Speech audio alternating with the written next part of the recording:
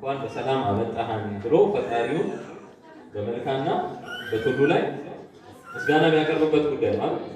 ይሄን ደግሞ የሚጠላ ሰው አለ ብዬ አላስብም። ስለዚህ የተለየ ነገር ስላሌለው እሱ በደንብ ጥንቃቄ ማድረግ ነው። ከዛ ውጪ ያው እንግዲህ እንግዶች ሲመጡ የሚፈልጉትን ነገር ማግኘት መቻል አለባቸው አይደል?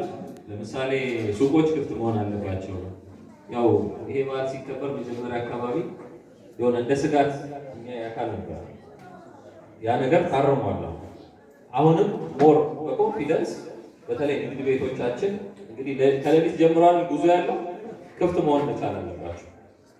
የሚፈልጉትን ነገር መግዛት የሚፈልጉትን ነገር በቅርብ ማግኘት የሚችሉበት ሁኔታዎች መፈጠር መቻል አለበትና በዛ ደረጃ ካስኬድ ነው በዓሉ የተሻለ በዓል ነው የሚሆነው። ያው ይቅር የምንባባልበት ነው። እንግዲህ ባለፉት ዘመናት ከተጋጭተን ከሆነ ተጣልተን ከሆነ በዚህኛው ዘመን ይቅር ተባብለን ነው አይደል ወደ አዲስ ዓመት የምንሻገረው። ስለዚህ እዚህ ቤት ያለው አካል ሁሉ ቅሬታ ከሆነ ሰው ጋር ካለው ይቅር ተባብሎ ወደ ቀጣዩ የኢሬቻ ክብረ በዓል በሰላም ይለፍ የሚል መልእክት ያለኝ። በጣም ከልብ አመሰግናችኋለሁ። እግዚአብሔር ይስጥልኝ።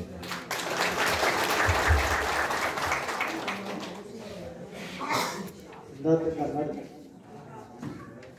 ያው በጣም የምናመሰግነው አባቶቻችን በሁለቱም ቋንቋዎች ስለሆነ ያነሳችሁት እኛም አጠቃላይ ጊዜ ላለመውሰድ ነው። እውነት ነው ባሻገ ያነሱት የሰዓት ጉዳይ ምናልባት ዛሬ እዚህ ያደረግን ያለነው የትምህርት ቤት ውስጥ ነው። ተማሪዎች አሉ፣ ትምህርት እየተካሄደ